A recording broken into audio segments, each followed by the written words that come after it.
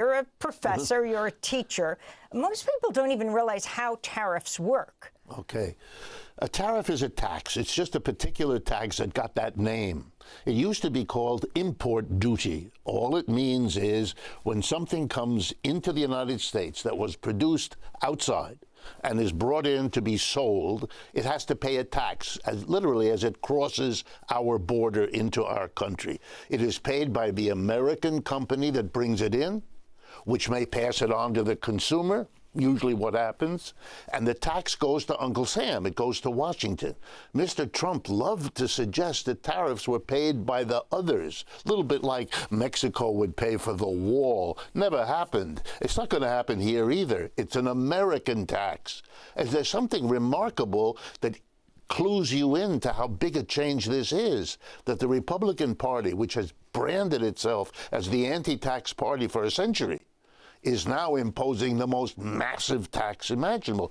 Why this big change? Because we have big, big problems, and this kind of slapping the rest of the world is an attempt to solve a little bit of them, but it is not going to work because we don't have the power to do it anymore. I want to go to UAW President Shawn Fain, who supports Trump's new tariffs, saying last week, "We applaud the Trump administration for stepping up to end the free trade disaster that's devastated working-class communities for decades." Fain spoke Sunday on CBS's Face the Nation. We've seen over 90,000 manufacturing facilities leave the United States. We've seen, in the big three alone in the last 20-plus years, 65 plants have closed.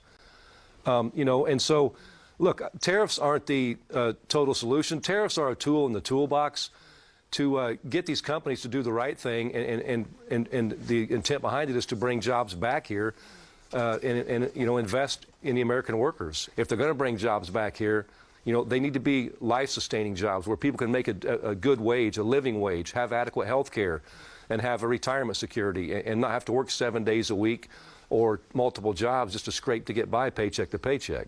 Well, while UAW President Shawn Fain praised Trump's tariffs, he also said he had great concerns about President Trump's move to eliminate contracts for 700,000 federal workers, the firing of workers at the National Institute of Health and other agencies.